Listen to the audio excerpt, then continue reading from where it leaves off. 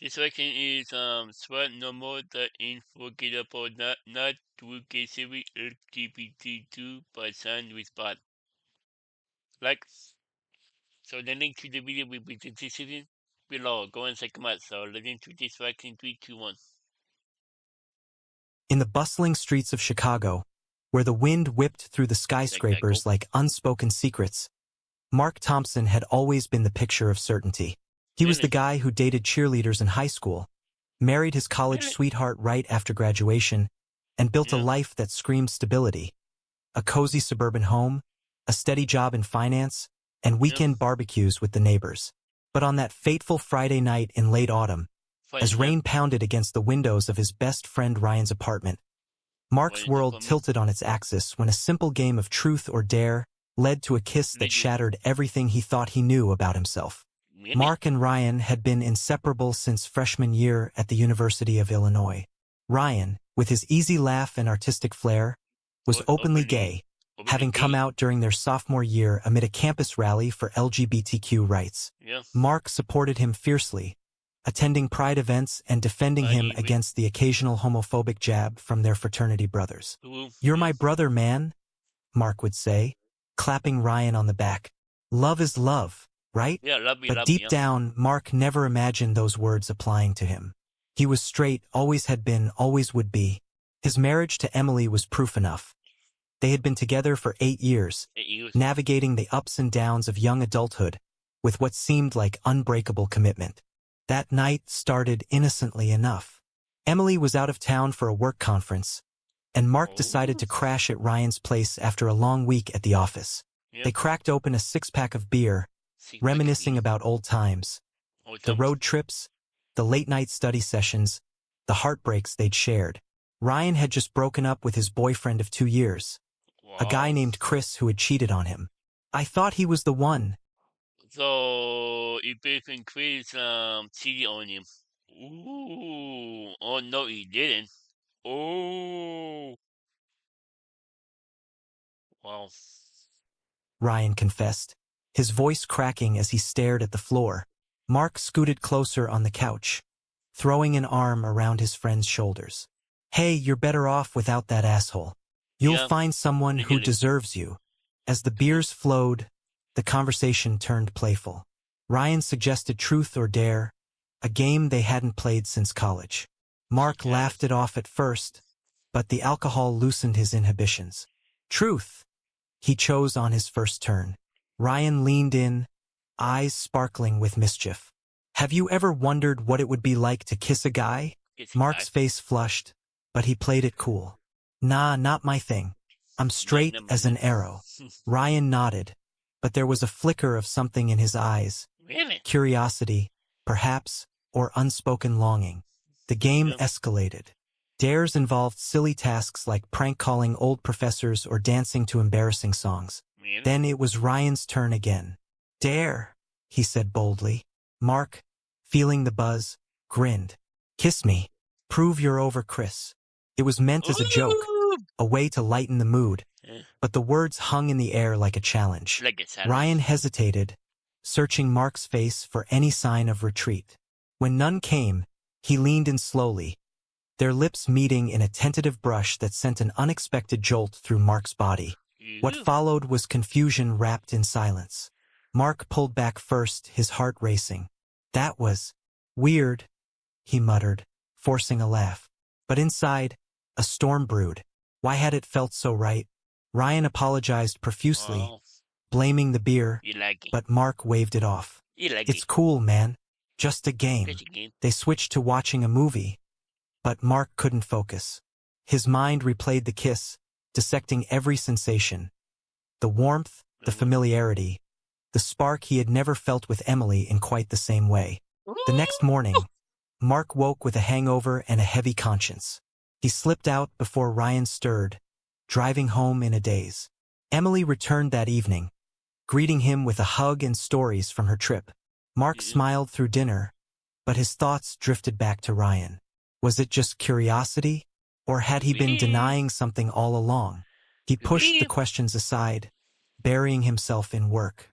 But over the following weeks, the incident lingered like an uninvited guest. Ryan texted him a few days later. Hey, everything okay? Sorry if I crossed a line. Mark replied quickly, all good, bro. No worries. But it wasn't all No good. worries.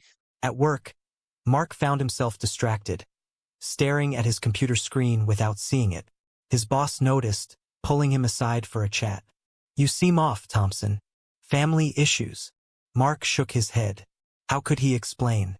In their conservative office, where casual jokes about the gays still floated around the water cooler, Really? admitting any doubt about his sexuality could jeopardize his career. Social conflicts began to surface. At a neighborhood gathering, Mark overheard a conversation about a local same-sex marriage ban proposal. His Ooh. neighbors, mostly older couples, nodded in agreement. Really? It's just not natural, one said. Really? Mark felt a pang in his chest. He had always stayed neutral in such debates, but now it felt personal. That night, he argued with Emily for the first time in months over something trivial, a forgotten anniversary gift. But really, it was his inner turmoil spilling over. Ryan, sensing the distance, invited Mark to a gallery opening where his paintings were on display. Mark agreed, hoping to clear the air. The event was vibrant, filled with artists and supporters from the LGBTQ community. As they wandered through the exhibits, Ryan introduced Mark to friends who assumed they were a couple. No, we're just buddies, Mark corrected hastily, but the assumption stung. Later, alone in a quiet corner, Ryan confronted him. What's going on with you? Ever since that night. Mark sighed, running a hand through his hair. I don't know, Ryan. That kiss. It messed with my head. Ryan's eyes widened. You felt something too? Mark nodded reluctantly. But I'm married. I'm straight. This can't be happening. The admission hung between them, raw and vulnerable. Really? Ryan reached out, but Mark stepped back. I need time to think. As weeks turned into months, Mark's internal struggle intensified. He started researching online late at night, reading stories of men who discovered their bisexuality later in life. Some found happiness. Others lost everything. The fear gnawed at him, losing Emily, his family, his identity. His parents, devout Christians from a small town in Indiana, had raised him with clear expectations. Marry a nice girl, have kids, live the American dream. Coming out would shatter that. One evening, after a particularly grueling day, Mark confided in a therapist he had secretly started seeing. I love my wife, he said, but I can't stop thinking about Ryan. The therapist nodded empathetically. Sexuality isn't always black and white. It's okay to explore. But exploration felt like betrayal. Emily noticed his withdrawal, pressing him for answers. Are you having an affair? She asked tearfully. Mark denied it, but the lie weighed heavily. The turning point came during a heated argument with his brother at a family reunion. His brother, a vocal conservative, ranted about the gay agenda ruining society. Mark snapped. What if someone you love is gay? Would you turn your back on them? The room fell silent. His parents exchanged worried glances. Later, his mother pulled him aside. Is there something you need to tell us, son? Mark froze, the words caught in his throat. Back in Chicago, Mark met Ryan at their favorite coffee shop. I think I'm falling for you, he admitted, his voice barely above a whisper. Ryan's face lit up, but caution tempered his joy. What about Emily? Mark's eyes filled with tears. I have to tell her. This isn't fair to anyone. Telling Emily was the hardest thing Mark had ever done. They sat on their living room couch, the same one where they had shared countless movie nights. I'm attracted to men, he said, the words tumbling out. To Ryan specifically. Emily's face crumpled. How long? She whispered. I don't know. Maybe always, but I suppressed it. She stormed out, leaving Mark alone with his regrets. The fallout was swift. Emily filed for divorce, citing irreconcilable differences. Friends divided into camps. Some supported Mark, others ghosted him. At work, rumors spread after a colleague overheard a phone call. His boss called him in. We value diversity, but keep your personal life personal. Mark nodded, but the veiled warning stung. Ryan was his anchor through it all. They started dating quietly, navigating the newness with tentative steps. Their first real date was a walk along Lake Michigan, Let me hands see. brushing but not holding. Mark wasn't ready for public displays. Society isn't as accepting as we think, he said. Woo. Ryan squeezed his hand. We'll face it together. But challenges mounted. Mark's parents disowned him after a tearful phone call. Really? This is a choice, Mark. Choose right, his father said before Choose. hanging up. The Choose what? So is father turning him to choose sweet? Oh, his father turning him to choose sweet. Wow. Wow. rejection cut deep, fueling Mark's anger at a world Wow. that forced people into boxes. At a pride march, Mark encountered protesters shouting slurs. One sign read, "Straight pride only." Sweat It sparked a debate among friends. pie only.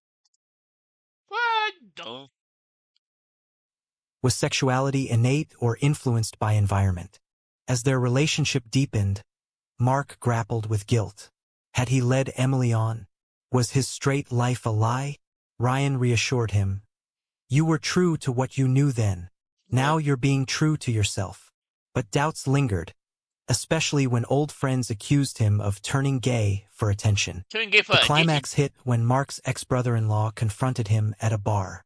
You ruined my sister's life, he yelled, shoving Mark. Ryan intervened, but the scuffle drew attention. Police arrived, and though no charges were filed, the incident made local news.